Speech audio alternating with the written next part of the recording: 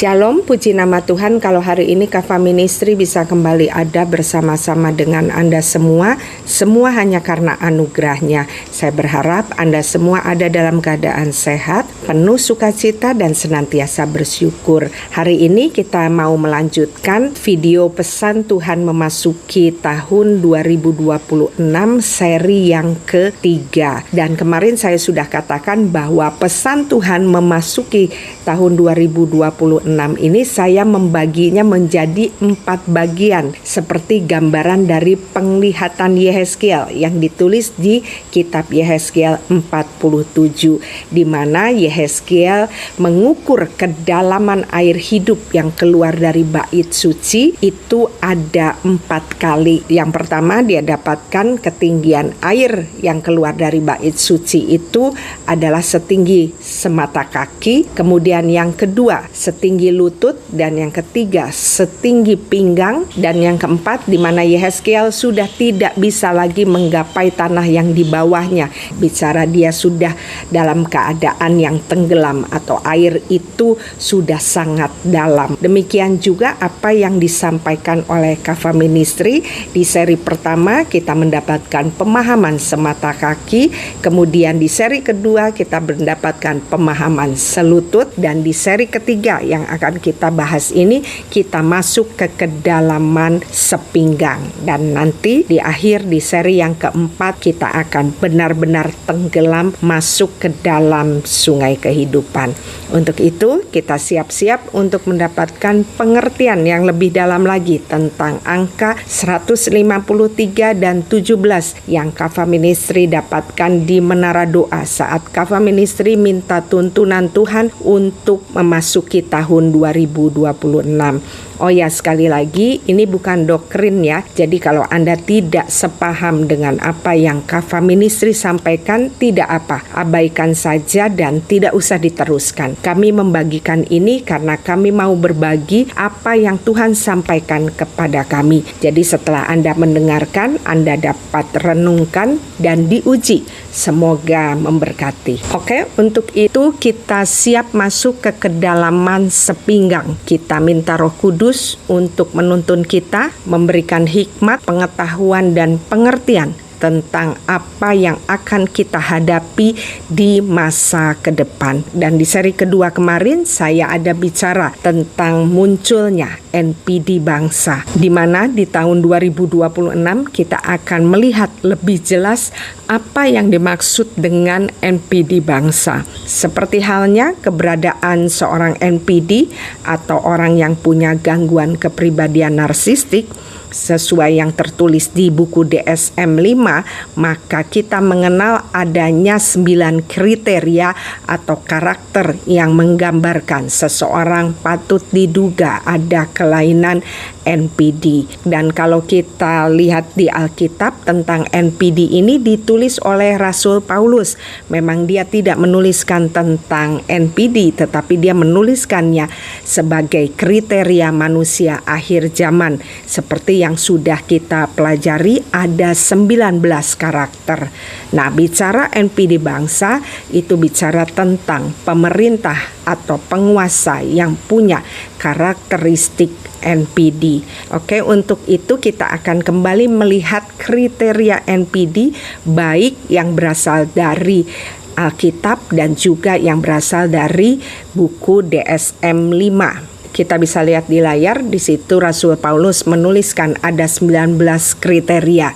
Yang pertama adalah manusia akan mencintai diri sendiri, manusia menjadi hamba uang, membual, menyombongkan diri, menjadi penfitnah, memberontak pada orang tua, tidak tahu berterima kasih, tidak mempedulikan agama, tidak tahu mengasihi, tidak mau berdamai, suka menjelekkan orang, tidak dapat mengekang diri, garang, tidak suka yang baik, suka mengkhianat, tidak berpikir panjang, berlagak tahu, lebih menuruti hawa nafsu daripada menuruti Allah. Secara lahiriah mereka menjalankan ibadah mereka, tetapi pada hakikatnya mereka memungkiri kekuatannya. Dan selanjutnya saya akan membacakan kriteria NPD menurut Manual Diagnostik dan Statistik Gangguan Mental edisi yang kelima atau yang kita kenal dengan DSM-5, di mana kriteria untuk mendiagnosis seseorang itu NPD, dia harus memiliki 5 atau lebih ciri-ciri yang ada di layar. Kita baca satu persatu, ada 9.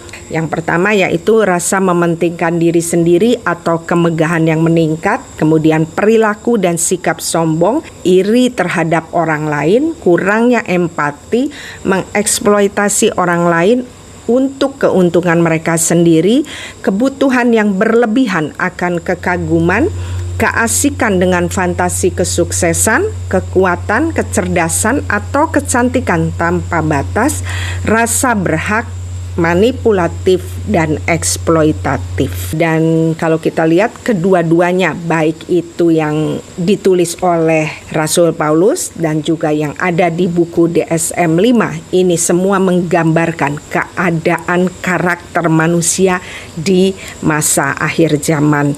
Dan kalau kemarin di seri yang kedua dari Pesan Tuhan memasuki tahun 2026 didapatkan bahwa akan munculnya NPD bangsa, yang kita dapat dari pembahasan di Yehezkiel 47, di mana sungai kehidupan itu akan terus mengalir sampai ke Eglaim dan Gedi, di mana kemarin kita sudah membahas bahwa bicara Eglaim itu punya arti adalah sapi betina, atau yang kalau Nabi Amos sebutkan itu adalah bicara tentang lembu-lembu basan. Bicara tentang lembu basan ini bicara tentang pemimpin pemerintahan atau juga penguasa yang menindas. Oh ya, mungkin ada yang belum menonton seri pertama dan seri keduanya. Saya harap sebelum Anda menonton seri yang ketiga, Anda dapat menonton seri yang pertama dan kedua dahulu supaya kita dapat pemahaman yang sama. Kembali ke NPD bangsa, bicara tentang NPD bangsa, ini bicara tentang sekelompok orang yang punya kuasa untuk memerintah atau menjadi penguasa di satu bangsa, dan secara korporat punya karakteristik yang sama seperti yang tadi kita sudah lihat di DSM-5 dan juga di kriteria manusia akhir zaman yang ditulis oleh Rasul Paulus. Dan untuk melihat keberadaan NPD bangsa, maka kita akan pakai kriteria DSM-5 saja karena 9 item. Kalau yang Rasul Paulus agak lebih banyak, 19 item. Dan sebenarnya kita sudah membahas ini di seri NPD di awal. Saya agak lupa di seri yang kedua atau yang ketiga kita sudah membahas tentang kriteria manusia akhir zaman dan juga buku DSM-5. Oke, kita akan melihat NPD bangsa seturut dengan apa yang ditulis di buku DSM-5. Kita mau lihat karakteristik yang pertama, dapat kita lihat dari adanya sekelompok orang yang menjadi penguasa atau pemimpin pemerintahan yang berdiri bukan atas kepentingan rakyat tetapi atas kepentingan pribadi atau golongannya. Dan selanjutnya dikatakan juga adanya rasa kemegahan yang meningkat pada para NPD bangsa. Ini dapat kita lihat bagaimana para penguasa atau pemegang pemerintahan yang merasa megah, dalam arti merasa bahwa mereka sudah menjadi orang yang hebat, orang yang nomor 1, nomor 2, nomor 3 di negeri itu. Jadi mereka merasa layak untuk dihormati oleh siapapun. Yang kedua, berperilaku sombong. Sudah pasti karakter NPD bangsa ini bisa terlihat dari para penguasa dan para pemimpin pemerintahan yang sedang mempunyai kuasa atau menjabat. Dan seperti yang sudah kita bahas di seri yang lalu, bahwa Nabi Amos juga menuliskan di Amos 4 yang dia katakan sebagai lembu-lembu basan, di mana itu menggambarkan sindiran untuk para NPD bangsa, di mana Nabi Amos katakan bahwa ini bukan hanya terjadi pada para pemimpin atau penguasa yang menjabat saja, tetapi karakter sombong ini juga ditemukan pada pasangan, pada istri atau anak-anak mereka. Makanya kita sering melihat tidak hanya para pejabat tetapi keluarga mereka juga sering melakukan flexing. Mereka senang mempertontonkan kehidupan yang mewah. Yang ketiga adalah iri hati. Dan ini sepertinya akan kita banyak lihat ke depan, karakter yang dimiliki oleh para pemimpin pemerintahan dan para penguasa yang saling sikut untuk mendapatkan jabatan yang basah. Dan ciri NPD ini juga bisa kita lihat dari para pemimpin atau para penguasa yang iri apabila melihat ada orang yang mungkin itu adalah rakyatnya bekerja jauh lebih baik dan berhasil dari apa yang mereka kerjakan. Makanya ke depan kita akan melihat bagaimana para pemimpin pemerintahan dan juga para penguasa yang sering mempermasalahkan atau memperkarakan orang-orang yang tak bersalah hanya karena mereka punya prestasi yang jauh lebih baik, di mana biasanya mereka ini justru membela rakyat. Makanya para NPD bangsa ini biasanya akan segera berusaha menghancurkan orang-orang ini karena ini membahayakan kedudukannya. Kemudian ciri yang keempat adalah kurangnya empati. Nah, ini ciri khas dari keberadaan seorang NPD, baik itu secara pribadi atau juga bangsa. Jadi dapat dikatakan ciri khas dari NPD bangsa yaitu kurang atau tidak adanya empati. Ini adalah keberadaan bangsa yang para penguasa atau para pemimpin bangsanya tidak peka dan tidak berempati saat melihat keberadaan rakyatnya yang susah, yang miskin, terutama apabila rakyatnya sedang dalam keadaan terpuruk, seperti misalnya sedang mengalami bencana alam dan sebagainya. Dan kalau kita mau melihat perlakuan tidak adanya empati ini bukan hanya dilakukan oleh satu orang pemimpin saja, tetapi serentak dilakukan bersama-sama. Inilah ciri dari NPD bangsa. Dan selanjutnya, mengeksploitasi orang lain demi kepentingan diri sendiri. Sepertinya tidak sulit ya untuk menjelaskan ini, karena saat-saat ini banyak kita melihat para penguasa atau pemimpin pemerintahan bangsa-bangsa yang punya karakteristik NPD itu sering mengatasnamakan kepentingan rakyat dalam hal untuk dapat memenuhi keserakahan dirinya dan juga golongannya. Padahal kalau kita perhatikan dengan seksama, sebenarnya rakyat itu hanya dieksploitasi, hanya dipakai untuk memenuhi kepentingan pribadi dan golongannya. Selanjutnya, ciri dari NPD bangsa adalah kebutuhan berlebihan akan kekaguman. Makanya kita dapat melihat sekarang banyak para penguasa yang ada di bangsa-bangsa sering membuat video pencitraan di medsos dengan tujuan supaya mereka dikagumi. Padahal apa yang dicitrakan di medsos itu bukan keadaan sebenarnya. Itu hanya soal pencitraan. Bahkan akhir-akhir ini semakin banyak dari para pemimpin pemerintahan dan juga penguasa yang lebih seperti selebritis, kemana-mana dikawal dan maunya disambut dengan meriah layaknya seorang artis yang dipuja. Dan ciri NPD bangsa selanjutnya adalah sering mengumbar fantasi kesuksesan, di mana kita dapat melihat para pemimpin pemerintahan atau penguasa yang sering mengumbar keberhasilan program-program mereka yang sebenarnya kalau dilihat belum ada yang berhasil, tetapi mereka mengumbar di medsos dan sebagainya, menyatakan bahwa program-programnya sudah tercapai padahal tidak ada yang berhasil.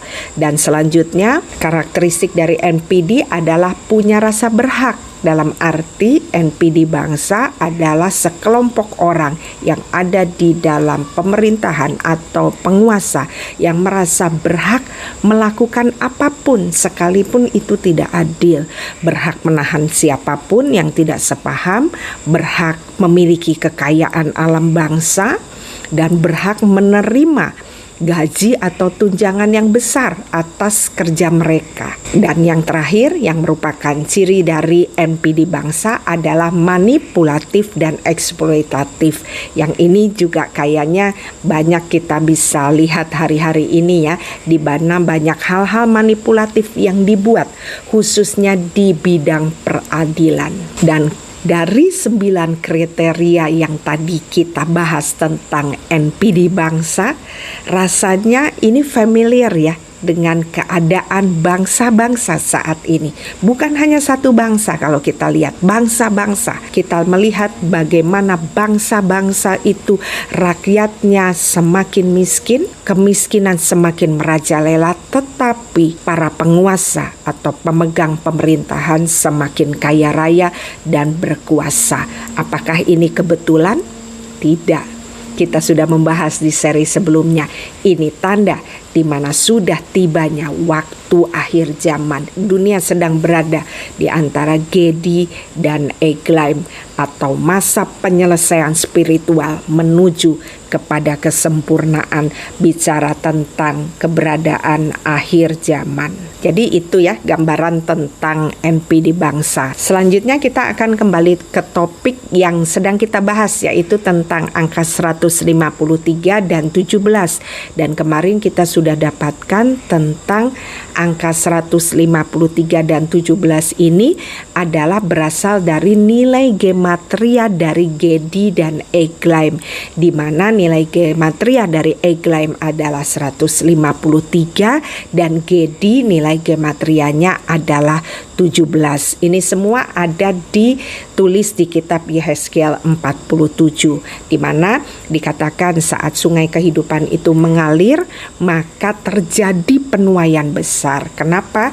Karena sungai-sungai ini mengalir ke tempat-tempat yang tidak ada kehidupan, seperti laut mati, di mana kita ketahui air di laut mati itu berkadar garam tinggi sehingga tidak mungkin ada makhluk yang dapat hidup di sana. Dan luar biasanya terjadi mujizat waktu sungai kehidupan itu melewati laut mati, maka laut mati itu airnya menjadi tawar dan terjadi kehidupan. Dan kita sudah membahas kemarin bahwa sungainya itu diceritakan akan terus mengalir sampai tempat yang namanya En-Gedi dan Eglaim, di mana dari apa yang dilihat Yehezkiel dituliskan bahwa antara Gedi dan Eglaim lah lokasi adanya ikan-ikan besar. Dan ikan-ikan besar ini terdiri dari berbagai jenis ikan dan dalam jumlah yang sangat banyak. Keadaan ini menggambarkan apa? Menggambarkan keadaan akhir zaman yang akan kita hadapi. Dan di seri kemarin kita sudah membahas bahwa bicara tentang gambaran Gedi dan Eglaim itu adalah gambaran keadaan bangsa-bangsa saat ini, di mana keadaan ini adalah gambaran dari air kehidupan yang belum mengaliri En-Gedi dan Eglaim, yang membuat banyaknya ikan-ikan yang mati di situ. Bicara ikan ini bicara tentang jiwa-jiwa, bicara juga tentang bangsa. Nah, untuk itu di seri yang ketiga ini kita akan melihat lebih lagi keberadaan atau kondisi bangsa-bangsa bangsa-bangsa yang berada antara Gedi dan Eglaim yang belum dialiri kehidupan. Jadi di sini kita akan melihat lebih jelas bagaimana keberadaan dunia saat-saat ini. Kenapa Tuhan mau kita membahas ini? Karena supaya kita punya pengertian lebih lagi sehingga kita anak-anak Tuhan dapat menyikapinya dengan bijak. Dan untuk memahami tentang ini, Tuhan menuntun kami di kitab Yesaya 19. Kalau kita baca perikopnya adalah ucapan ilahi pada Mesir. Ini adalah keadaan di mana Tuhan menubuatkan untuk memberi penghukuman kepada Mesir. Oh ya, sebelum kita baca ayat pertama, saya mau loncat dulu ke ayat terakhir dari Yesaya 19 ini. Kita mau melihat kenapa Tuhan mau kita membahas tentang Mesir. Apa yang mau Tuhan gambarkan tentang keberadaan Mesir ini?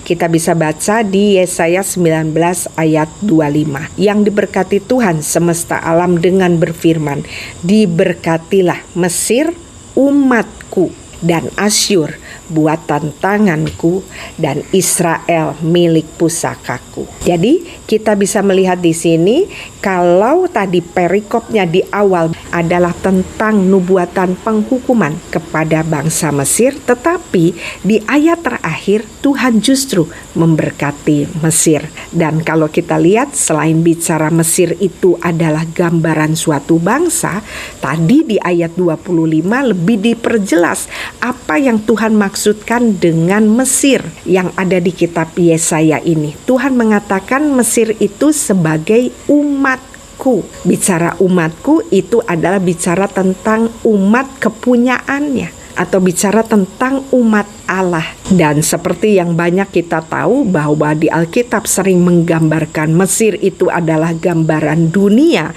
Bahkan Mesir itu juga adalah gambaran dari musuh bangsa pilihan. Tetapi di Yesaya 19 ini Tuhan menyebut Mesir itu adalah umatku atau umat Allah. Kita mau melihat apa arti dari umat Allah. Umat Allah artinya adalah sekelompok orang yang dipilih, dipanggil dan diikat dalam perjanjian dengan Allah untuk menjalankan misi kerajaan Allah. Wow, jadi kita dapat melihat bahwa bicara tentang Mesir ini adalah orang-orang secara khusus yang dipanggil dan dipilih oleh Allah untuk tujuannya. Dan yang menjadi misi atau tanggung jawab dari umat Allah adalah untuk menjadi terang dunia, melayani satu sama lain dan menggenapi rencana keselamatan Allah. Dan bicara umat Allah itu selalu kehidupannya ada dalam yang namanya perjalanan. Jadi selalu bergerak menuju ke kepenuhan kerajaan Allah dan harus terus mau diperbaharui. Jadi kita paham ya tentang arti umat Allah. Oke, sekarang kita mau baca ayatnya ya. Kita mau baca di Yesaya 19 yang menegaskan tentang keberadaan dunia saat-saat ini, di mana kemarin di seri kedua kita sudah dapatkan bahwa dunia saat ini sedang berada antara Gedi dan Eglaim, di mana Gedi itu menggambarkan orang fasik atau kefasikan dan Eglaim itu menggambarkan penguasa atau pemimpin pemerintahan yang toksik. Dan kita mau melihat lebih lagi di Yesaya 19 ini apakah kondisi itu benar-benar menggambarkan apa yang sedang dunia alami. Kita baca ayatnya ya. Ucapan ilahi terhadap Mesir. Ingat Mesir tadi bicara tentang apa? Umatku. Lihat Tuhan mengendarai awan yang cepat dan datang ke Mesir, maka berhala-berhala Mesir gemetar di hadapannya dan hati orang Mesir merana hancur dalam diri mereka. Aku akan menggerakkan orang Mesir melawan orang Mesir supaya mereka berperang, setiap orang melawan saudaranya dan setiap orang melawan temannya, kota melawan kota, kerajaan melawan kerajaan.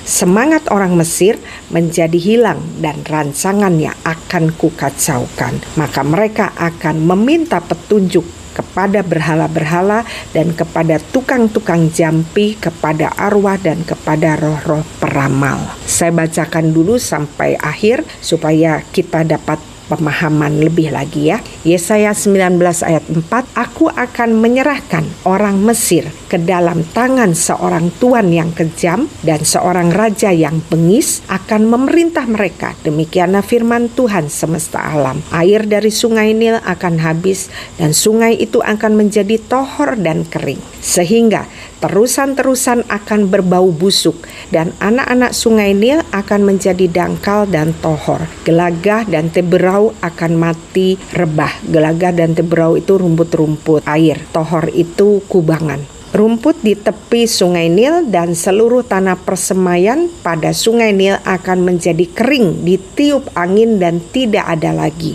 Para nelayan akan mengaduh dan berkabung, yaitu semua orang yang memancing di sungai Nil. Semua orang yang menjala di situ akan merana juga. Ayat 9, orang-orang yang mengolah lenan akan mendapat malu, demikian juga tukang-tukang tenun kain putih. Mereka yang menenun akan remuk hatinya, segala pekerjaan upahan akan bersedih hati. Para pembesar Soan adalah orang-orang bodoh belaka. Para penasehat Firaun yang paling bijaksana memberi nasihat yang dungu. Bagaimanakah kamu dapat berkata kepada Firaun, aku ini anak orang-orang bijaksana, anak raja-raja zaman purbakala? Di manakah orang-orang bijaksanamu? Biarlah mereka mengumumkan kepadamu serta memberitahukan apa yang diputuskan Tuhan semesta alam tentang Mesir. Para pembesar Soan bertindak tolol.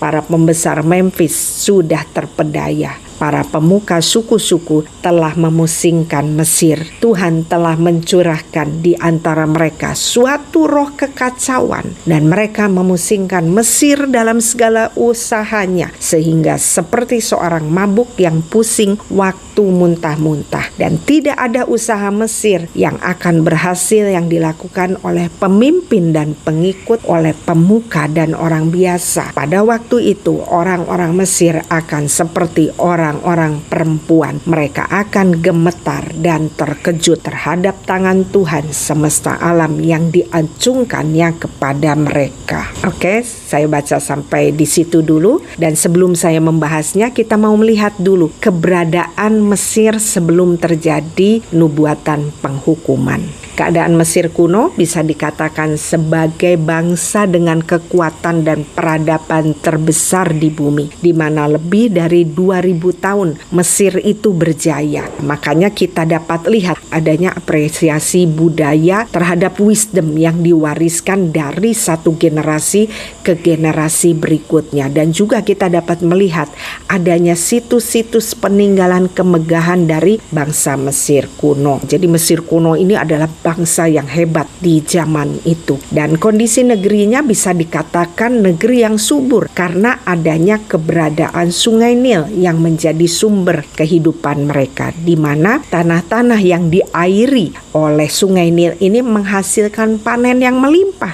Makanya Mesir ini dikenal juga dengan industri dari linennya, juga kertas papirus, dan juga industri perikanan yang berlimpah. Jadi sungai Nil itu terkenal dengan ikan tilapianya. Benar-benar sungai Nil sangat diberkati. Juga industri transportasi, karena sungai Nil menjadi jalur transportasi yang cukup penting di masa itu. Dan mereka juga memakai sungai Nil ini sebagai landasan spiritual bagi peradaban Mesir kuno, karena memungkinkan mereka membangun peradaban megah di tengah gurun pasir. Dan bangsa Mesir kuno itu dikenal juga karena memiliki orang-orang terpelajarnya, karya sastranya, wisdom yang lahir dari orang-orang yang hebat di Mesir ini adalah wisdom yang nantinya hanya akan ditandingi oleh Salomo. Jadi kita bisa bayangkan keberadaan orang-orang Mesir ini orang-orang yang cendekiawan.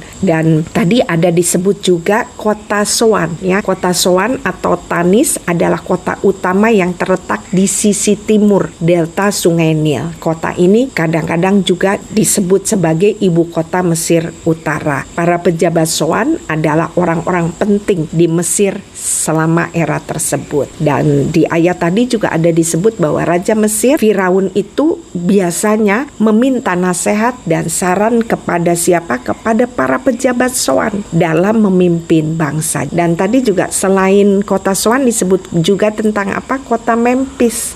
Kita mau melihat Memphis itu apa? Memphis ini adalah ibu kota utamanya, ibu kota terpenting di Mesir kuno, didirikan oleh Raja Menes sekitar 3100 sebelum Masehi, menjadi pusat politik, agama, juga ekonomi dan budaya selama periode kerajaan kuno, dan terkenal dengan kuil-kuil megahnya, istana, dan kedekatannya dengan situs piramida, dan berfungsi sebagai simbol penyatuan Mesir hulu dan hilir.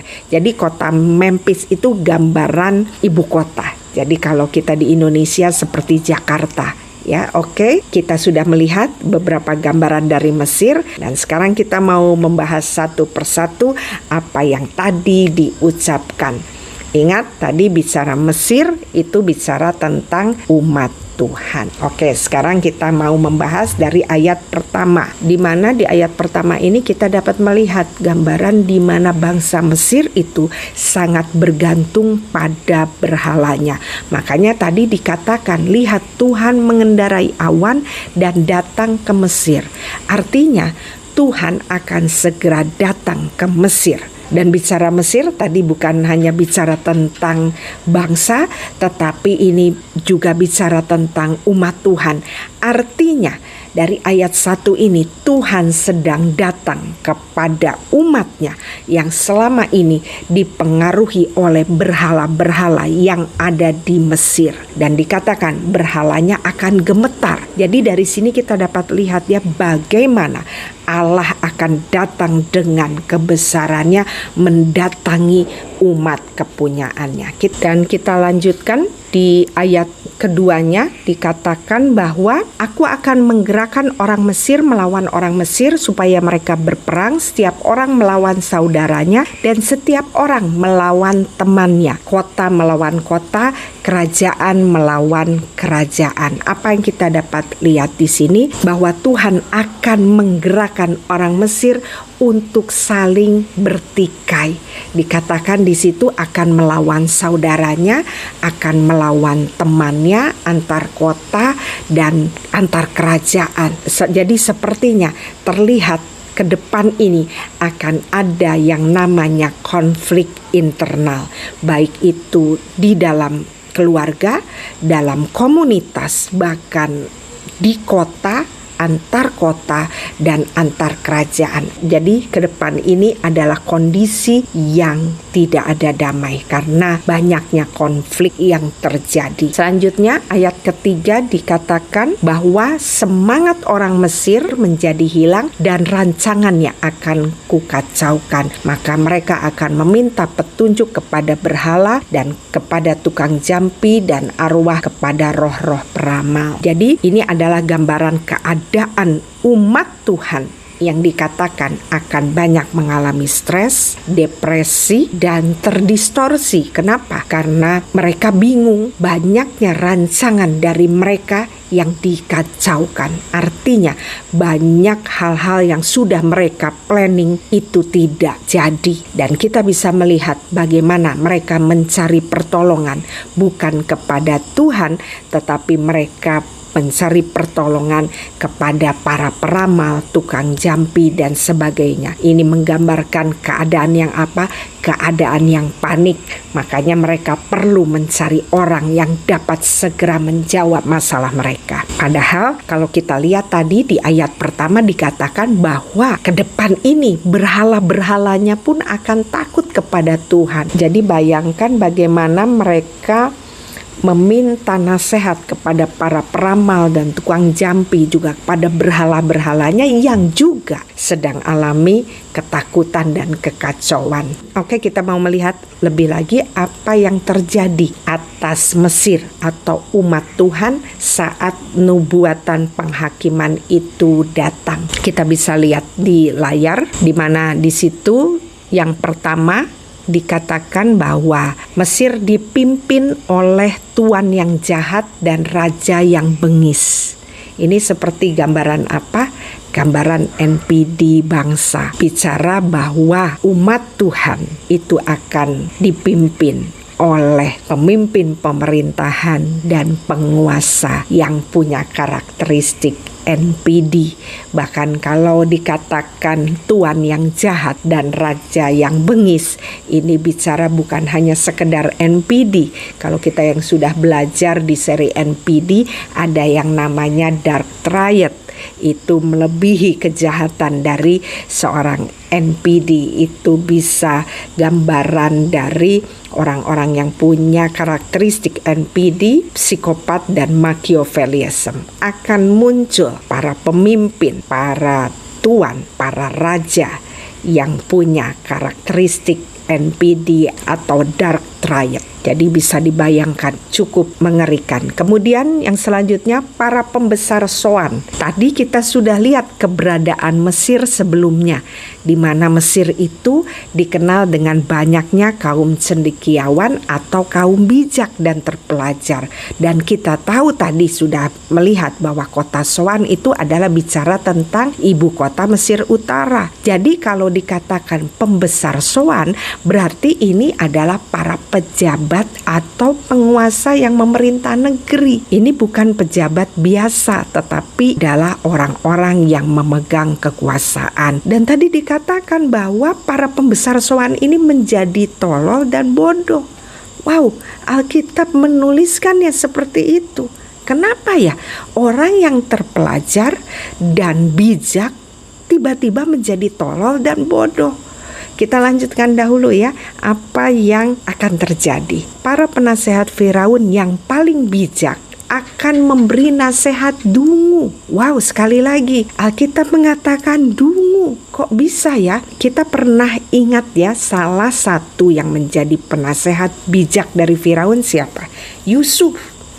Yusuf itu adalah orang yang luar biasa. Dia bisa memprediksi keadaan bangsa ke depan, sehingga dia dapat memproteksi Mesir dari kehancuran. Di mana kita ketahui saat itu karena adanya kekeringan 7 tahun yang membuat bangsa-bangsa di dunia ini alami kekeringan dan kelaparan hebat.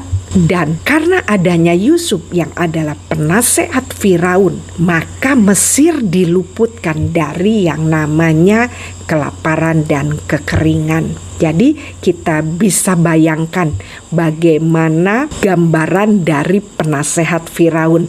Pastinya seperti Yusuf, orang-orang yang luar biasa, orang-orang yang bijak, orang-orang yang bisa melihat lebih jauh dari apa yang orang biasa bisa lihat. Tetapi pada saat penghakiman, Tuhan katakan para penasehat Firaun ini menjadi dungu. Wah, mengerikan ini. Kita lanjutkan lagi ya. Ayat selanjutnya dikatakan para pembesar Memphis sudah terperdaya. Tadi kita sudah tahu ya tentang Memphis, di mana Memphis itu adalah gambaran ibu kota. Kalau di Indonesia ini gambaran Jakarta, bicara tempat apa pemerintahan pusat itu berada. Dan kita tadi lihat dikatakan Memphis menjadi terperdaya. Jadi ini gambaran ibu kota yang megah, di mana pemerintahan pusat itu ada, menjadi tidak berdaya, atau bisa dikatakan keberadaannya akan lumpuh, di mana kondisi dari gambaran pemerintahan yang tidak bisa berbuat apa-apa. Selanjutnya dikatakan para pemuka suku-suku telah memusingkan Mesir. Gambaran pemuka suku-suku ini bicara tentang apa? Ini bicara tentang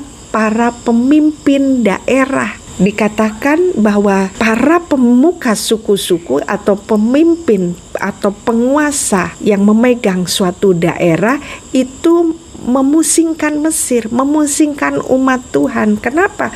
Umat Tuhan menjadi bingung karena keputusan-keputusannya yang mungkin tidak sesuai dengan yang namanya kebenaran. Dan selanjutnya dikatakan selain penguasa dan pemerintahan, maka juga kalangan pengusaha akan alami dampak, di mana dikatakan para pengusaha lenan dan tenun kain putih akan menjadi malu. Lenan dan kain tenun putih adalah produk industri yang dibanggakan di Mesir. Tetapi saat mereka ada di antara Gedi dan Eglaim, bicara gambaran mereka ada di nubuatan penghukuman atas umat Tuhan, mereka akan alami malu. Apa yang akan terjadi ke depan ini akan banyak para pengusaha yang malu. Malu ini bisa terjadi karena beberapa hal. Salah satu bisa karena bangkrut, yang kedua karena ketahuan melakukan hal-hal yang ilegal. Dan dikatakan selanjutnya bukan hanya penguasa saja, tetapi juga para pekerja upahan atau buruh akan bersedih hati. Ini bisa karena apa? Karena upah yang tidak cukup atau tidak dibayarkan, atau juga karena pajak yang membebani para pekerja, atau juga karena ke depan ini akan terjadi PHK besar-besaran. Karena tadi dikatakan pengusaha-pengusahanya malu. Ini gambaran apa? Gambaran kondisi ekonomi yang akan terpuruk. Kemudian juga dikatakan bahwa tidak ada usaha yang berhasil yang dilakukan oleh pemimpin, pengikut, pemuka, dan orang biasa. Jadi semua apapun yang dikerjakan sepertinya tidak ada yang berhasil. Jadi seperti kutukan ya, apa yang dibuat tidak ada yang berhasil. Ini bisa berhubungan dengan keadaan ekonomi dan juga kesejahteraan masyarakat. Bahkan dikatakan keadaan orang Mesir akan seperti perempuan yang gemetar dan terkejut karena tangan Tuhan. Jadi ke depan ini akan banyak kekejutan yang akan muncul dalam kehidupan orang Mesir atau gambaran dari umat Tuhan. Kekejutan itu bisa peristiwa-peristiwa traumatik yang datang secara mendadak. Bisa itu bencana, bisa itu kecelakaan, bisa itu sakit penyakit dan sebagainya. Dan kalau tadi kita melihat bagaimana keberadaan orang-orangnya, sekarang kita mau melihat keadaan kondisi alam mereka. Dikatakan bahwa kondisi alam mereka juga digoncang, di mana sungai Nil yang selama ini menjadi sumber kehidupan mereka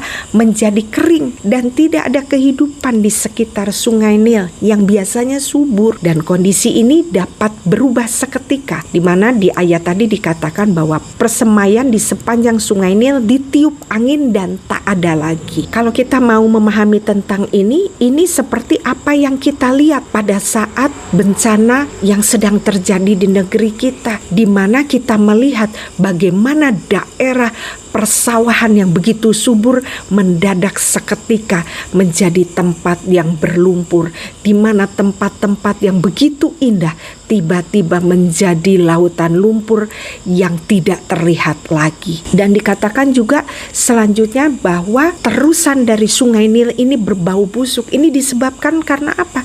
Karena ikan-ikan yang mati. Bicara tentang jiwa-jiwa, banyak jiwa-jiwa yang akan mengalami kematian dengan cara tragis. Bahkan dikatakan selanjutnya bahwa para nelayan, penjala ikan, ingat nelayan ini gambaran apa?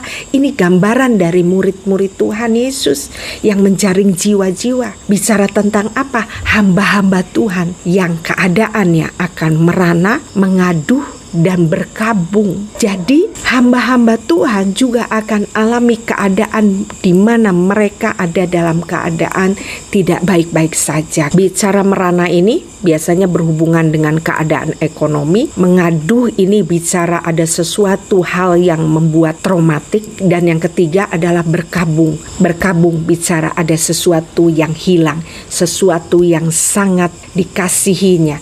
itu hilang. Dan bicara tentang sesuatu yang hilang ini, apa sih yang paling dikasihi yang dipunyai oleh seorang hamba Tuhan? Roh Tuhan. Roh Tuhan tiba-tiba hilang. Makanya hamba-hamba Tuhan dikatakan ada dalam keadaan berkabung. Dan kalau kita lihat dari keseluruhan yang sudah kita bahas tadi, ini benar-benar gambaran yang tidak ada pengharapan, tidak ada kehidupan, seperti gambaran laut mati. Dan kalau kita mau melihat apa sih yang menyebabkan ini semua, kita bisa baca di ayat 14. Tuhan telah mencurahkan di antara mereka suatu roh kekacauan, dan mereka memusingkan Mesir dalam segala usahanya.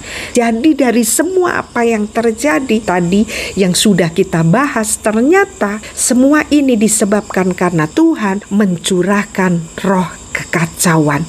Wow, ini sesuatu yang di luar pemikiran kita. Kalau kita lihat, ini rasanya tidak mungkin dia lakukan. Tetapi ternyata ini ada dalam rancangannya. Dan ternyata dengan adanya roh kekacauan ini membuat umat Tuhan, umat kepunyaannya, itu akan mengalami kondisi yang benar-benar seperti orang mabuk, pusing dan muntah. Jadi dari ini semua kita dapat lihat bahwa Tuhan sedang turun dan berhadapan dengan bangsa-bangsa yang adalah sebenarnya kepunyaannya, tetapi sudah banyak tercemar oleh pengaruh dunia. Dunia sudah tidak sehat. Kalau kita lihat keadaan zaman, kondisi orang-orangnya, di mana orang fasik atau orang yang sudah tercemar dengan dosa dan orang toksik itu semakin banyak. Dan juga kalau kita lihat kondisi alam, sungguh membuat kita rasanya dapat mengatakan bahwa dunia bukan lagi tempat yang aman. Dan memang sudah saatnya untuk Tuhan berperkara atas bangsa-bangsa. Tetapi menjadi pertanyaan, apakah dengan mencurahkan roh kekacauan akan membawa bangsa Mesir untuk mengalami kebinasaan? Kita mau lihat ayat 22. Yesaya 19 ayat 22, Tuhan akan menghajar orang Mesir, akan menghajar dan menyembuhkan. Dan mereka akan berbalik kepada Tuhan dan Ia akan mengabulkan doa mereka serta menyembuhkan mereka. Wow, dari apa yang kita baca ini, jadi memang saat ini Mesir atau umat Tuhan sedang dihajar, tetapi bukan untuk dihancurkan, tapi untuk disembuhkan. Dan tujuan Tuhan dari semua ini adalah untuk supaya mereka yang adalah bangsa-bangsa berbalik kepada Tuhan. Jadi tahun 2026 memang dunia akan alami hal-hal yang seperti tadi kita sudah bahas, tapi Tuhan punya rencana yang indah di balik semua itu. Yang menjadi pertanyaan sekarang, apa yang kita harus lakukan sebagai hamba-hamba Tuhan atau muridnya? Kita baca di ayat 17. Maka tanah Yehuda akan menimbulkan kegemparan di antara orang Mesir, dan siapapun yang teringat kepadanya akan terkejut mendengar keputusan Tuhan semesta alam yang diambilnya mengenai mereka. Siapa tanah Yehuda yang bisa menimbulkan kegemparan di antara orang Mesir? Ini gambaran dari umat pilihan Allah. Jadi seperti ini, kerajaan Israel pada zaman sesudah Raja Salomo itu terpecah menjadi dua, di mana 10 suku itu bergabung atau berkoalisi menjadi bangsa yang namanya Israel, dan 2 suku sisanya yaitu suku Yehuda dan Benyamin bersama-sama menjadi suku yang dinamakan Yehuda. Jadi suku Yehuda ini sebenarnya kalau dari penampakan adalah suku yang kecil.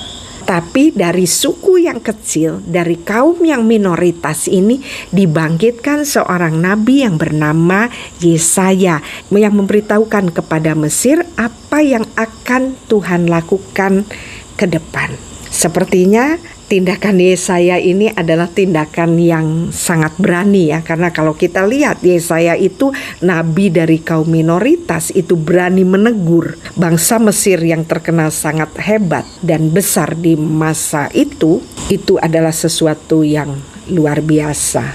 Dan ternyata apa yang disampaikan oleh nabi yang berasal dari kaum yang minoritas menimbulkan kegemparan dan kekejutan bagi Mesir, karena lewat Nabi Yesaya mereka tahu apa yang sedang terjadi, di mana Allah sedang menyatakan kuasanya kepada Mesir, dan itu semua membawa ketakutan dan kesadaran bangsa-bangsa akan Tuhan, karena ini semua adalah bagian dari rencana keselamatan akhir zamannya. Ingat kemarin Gedi itu artinya apa? Kesempurnaan, penyelesaian spiritual, kebaikan, kasih karunia ilahi dan kehadiran Allah. Jadi ini semua termasuk dalam agenda akhir zamannya, di mana ini proses akhir dalam penyelesaian spiritualnya, di mana kebaikan dan kasih karunia ilahi akan dicurahkan besar-besaran. Dengan apa? Dengan Dia mengalirkan air kehidupan yang akan menjadi sungai dan akan mengairi tempat-tempat yang mati. Sungai kehidupan bicara apa? Bicara kehadiran dirinya lewat kuasa Roh Kudus yang akan dicurahkan di masa akhir zaman. Dan kalau kita ingat apa arti kata Eglaim yang gematrianya adalah 153, adalah Ani Elohim, aku adalah Allah. Jadi Eglaim itu adalah batasan waktu di mana Tuhan menyatakan keberadaannya. Kalau selama ini bangsa-bangsa sudah beralih percaya kepada ilah-ilah zaman, maka ini saatnya Dia akan menyatakan bahwa aku adalah Allah. Bahwa bicara Eglaim itu bicara kebangkitan, bicara kelimpahan ilahi. Kalau kita lihat kondisi tadi, nelayan tadi dituliskan kondisi hamba-hamba Tuhan saat ini sedang merana, mengaduh dan berkabung, dan juga ikan-ikan atau jiwa-jiwa tidak bisa dituai karena busuk. Tadi dikatakan karena terusan-terusan sungai Nil itu berbau busuk, itu disebabkan karena jiwa-jiwa yang tidak tertolong. Kenapa? Karena hamba-hamba Tuhan yang sedang merana, mengaduh dan berkabung, makanya jiwa-jiwa di luar yang sudah mati atau hampir mati itu tidak tertolong. Jadi dari semua ini saya berharap kita semua mulai merefleksi diri. Rasanya dari ayat pertama sampai sekarang ini apa yang kita bahas itu sedang kita alami. Dan kita akan lanjutkan ayat selanjutnya, yaitu ayat 18 sampai 25, ayat terakhir.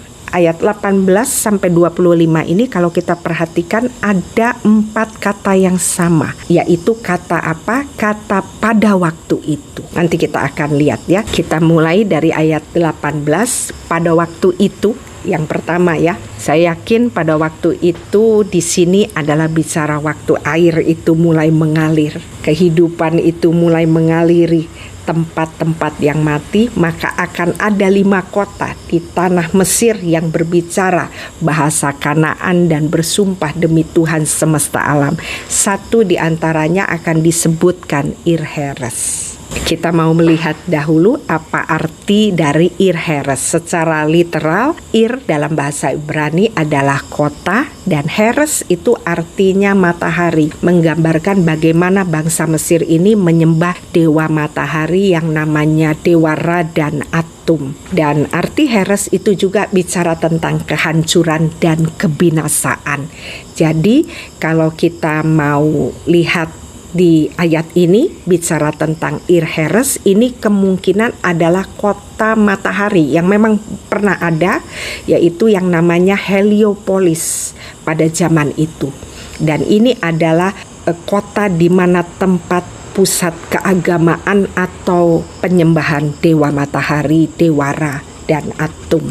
Jadi dari ini semua kita dapat melihat bahwa Ir-Heres itu adalah simbol dari kota penyembah berhala atau kota yang menjadi pusat keagamaan dan ada 5 kota yang dikatakan akan mengalami kehancuran atau kebinasaan. Dan kalau tadi dikatakan pada waktu itu bicara apa? Waktu air kehidupan itu mulai mengalir, maka Irheres ini akan diubah atau mengalami transformasi menjadi kota yang menyembah Tuhan atau menjadi kota saksi kebenaran Allah. Jadi secara profetik menunjukkan adanya perubahan spiritual di mana kota-kota yang tadinya menyembah berhala atau menjadi pusat keagamaan, agama dunia akan berseru kepada Tuhan dan mereka akan diubahkan menjadi kota-kota kebenaran. Saya berharap ini terjadi atas bangsa kita. Ada 5 kota yang akan Tuhan pakai sebagai kota kebenaran pada saat air kehidupan itu mulai dialirkan. Selanjutnya kita mau baca di ayat 19.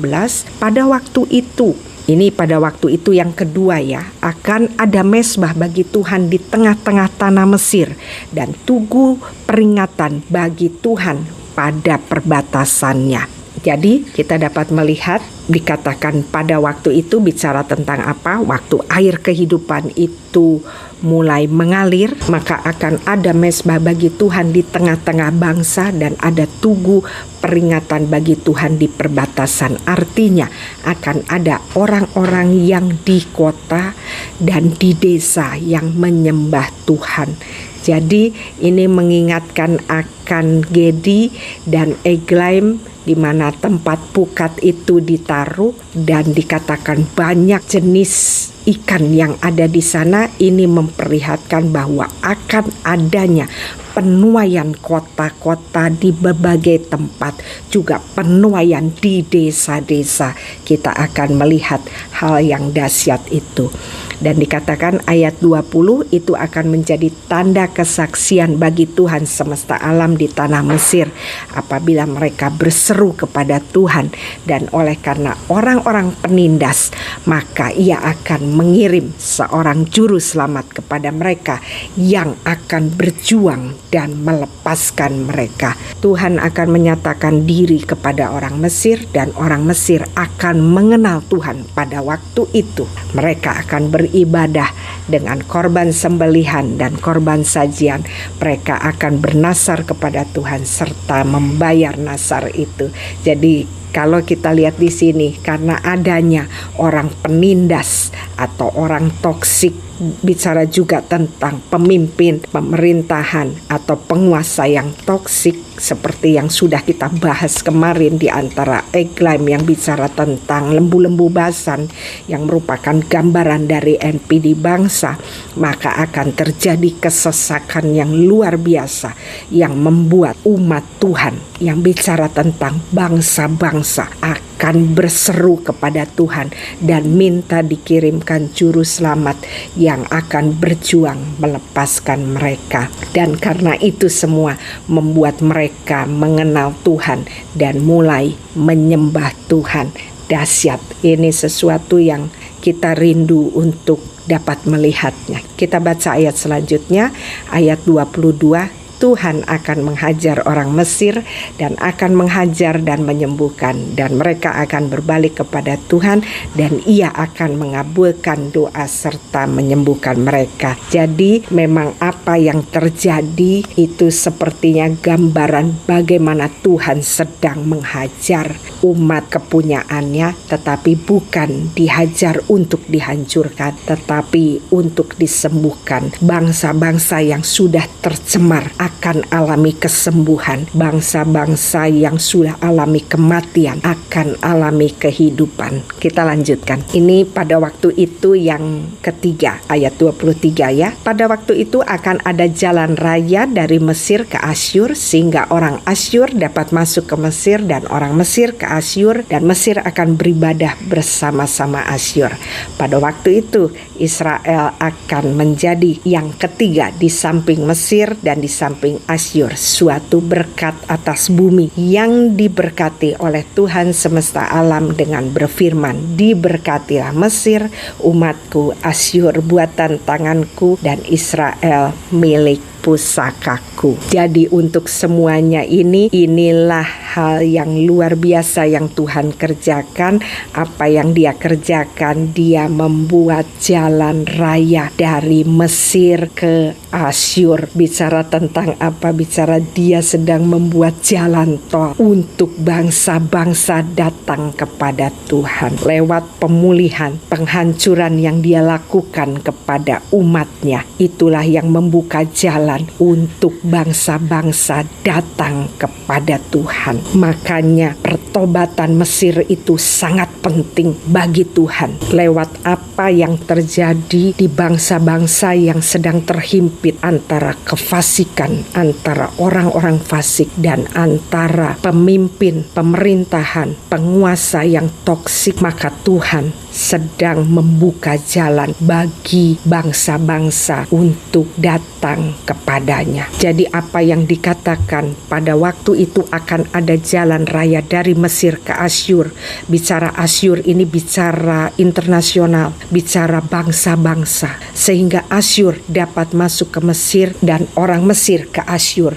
Dan Mesir akan beribadah bersama-sama dengan Asyur. Apa yang terjadi di sini? Jalan itu dibuka lewat dari apa yang terjadi. Proses kekacauan yang tadi terjadi akan membuat jalan yang besar, akan membuat jalan raya, akan membuat jalan tol di mana Mesir akan menjadi jalan bagi datangnya bangsa-bangsa kepada Tuhan. Bahkan di ayat 24 dikatakan Israel akan masuk di yang ketiga di antara Mesir dan di samping Asyur. Wow, ini dahsyat sekali. Lewat apa yang dilakukan Tuhan di Mesir akan membawa bangsa pilihannya kembali kepada Tuhan. Luar biasa, ini satu hal yang dahsyat yang kita nantikan di akhir zaman ini. Dan kalau kemarin kita sudah membahas bahwa antara Gedi dan Eglaim itu adalah tempat di mana orang menaruh pukat, karena di situ ada ikan-ikan besar, dan menurut orang Yahudi ikan-ikan besar yang ada di sana adalah gambaran dari 153 bangsa yang akan dituai. Jadi ini gambaran apa? Ini gambaran penuaian bangsa-bangsa, penuaian besar yang terjadi di masa akhir zaman. Untuk itu Tuhan memerlukan siapa? Tuhan memerlukan hamba-hambanya, para nelayan, para penjala ikan, pembuat pukat untuk memasang jaring di antara Gedi dan Eglaim ini. Untuk itu kita yang adalah gereja Tuhan, ayo bangkit. Ini bukan eranya kita harus merana, kita harus mengadu dan berkabung. Ini harusnya kita bersuka cita. Kenapa? Karena penuaian besar itu sedang terjadi dan akan kita melihat bersama-sama. Untuk itu ayo gereja Tuhan dimanapun berada saat ini, saya berharap untuk Anda segera bangkit karena ada tugas besar yang muncul di depan. Siapa para nelayan ini? Orang-orang yang kemarin mengalami kesusahan besar. Tuhan akan pakai untuk kemuliaan Tuhan. Untuk itu bersiap-siap kembali membenahi diri untuk lebih lagi dipenuhi oleh Roh Kudus. Ayo bangkit pasukan Tuhan. Oke, jadi kalau kita mau ringkas dari kitab Yesaya 19 ini yang menggambarkan keadaan Gedi dan Eglaim sebelum dialiri aliran air kehidupan, kita dapat paham lebih lagi karena apa yang disampaikan oleh Nabi Yesaya, di mana dia menuliskan nubuatan tentang penghukuman Allah atas Mesir, dan di mana Mesir tadi kita sudah mendapatkan gambaran bahwa ini adalah bicara tentang umat kepunyaan Tuhan, bicara tentang bangsa-bangsa yang adalah kepunyaan Tuhan, dan untuk dia membawa kembali bangsa-bangsa yang sudah tercemar, dia mengirimkan roh kekacauan yang ada di antara mereka. Dan ternyata dengan dia mengirimkan roh kekacauan ini, dia punya tujuan atau rencana untuk apa? Untuk terjadinya pertobatan atas bangsa-bangsa di akhir zaman. Dan tadi kita sudah melihat ada 4 hal yang dinubuatkan oleh Yesaya tentang kata yang namanya pada waktu itu, di mana Yesaya memberi 4 nubuat yang akan digenapi pada waktu itu. Bicara pada waktu air itu mulai dialirkan, di mana dikatakan bahwa orang Mesir akan takut kepada orang Yehuda. Bicara tentang siapa? Gambaran dari Yesaya, orang yang berdoa, orang yang suka memuji dan menyembah dan tetap taat dan setia. Apa yang Yesaya katakan membuat mereka menyadari bahwa segala yang terjadi atau hukuman yang mereka alami itu berasal dari Allah, dan setelah lewati masa penderitaan maka akan terjadi yang namanya transformasi kota, di mana kota-kota di Mesir yang tadinya menyembah berhala, menyembah agama-agama dunia akan kembali menyembah Tuhan, dan kemudian akan didirikan mezbah-mezbah, baik itu di kota-kota, baik itu di desa-desa, dan kemudian juga orang-orang Mesir akan berseru kepada Tuhan, dan Tuhan akan mengutus orang yang menjadi penyelamat mereka, dan banyak orang akan berbalik kepada Tuhan. Dan lewat semua ini Tuhan membuka jalan raya, membuka jalan yang lebar bagi pertobatan bangsa-bangsa yang disimbolkan dengan Asyur, dan juga yang luar biasa, bangsa Israel pun akan datang kembali kepada Tuhan. Dan luar biasanya kita akan melihat Mesir, Asyur, dan Israel akan menyembah Tuhan bersama-sama. Sekalipun pada waktu itu di sini tidak disebutkan dengan jelas saatnya, ayat ini mengemukakan bahwa frase ini mengacu kepada aneka peristiwa yang terjadi di akhir zaman yang berhubungan dengan masa kesengsaraan. Dan tadi kita sudah membahasnya. Untuk itu di 2026 ini adalah saat di mana Yesaya 19 ini akan terjadi. Untuk itu apa yang harus dilakukan oleh anak-anak Tuhan?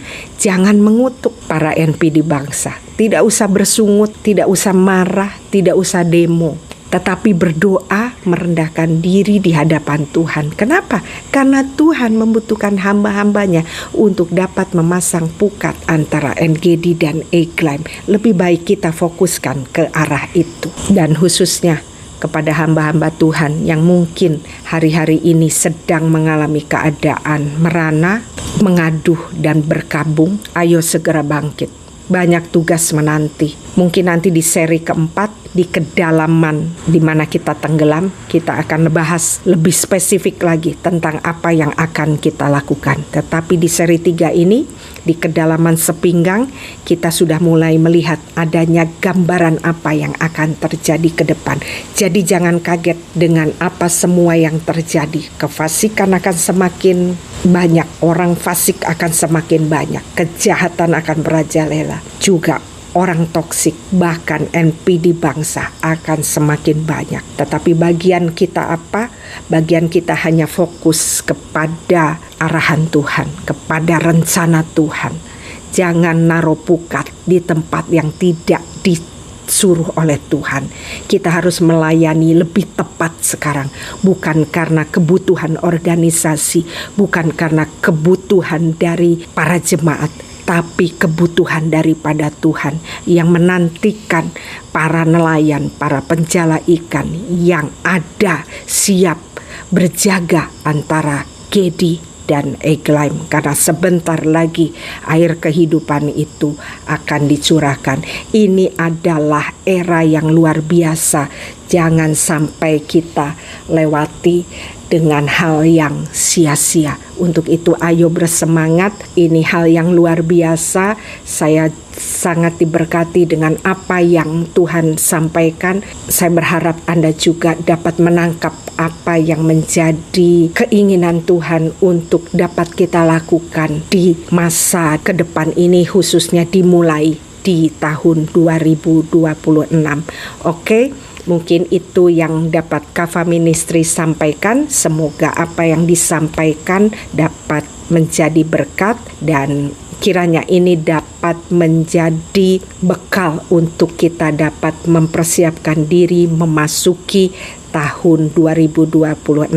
Dan pada kesempatan yang baik ini, Kava Ministry juga mengucapkan selamat Hari Natal dan selamat memasuki tahun 2026. Kiranya kasih dan rahmat Tuhan serta anugerahnya berlimpah bagi Anda dan keluarga Anda. Terima kasih atas perhatiannya. Tuhan Yesus memberkati.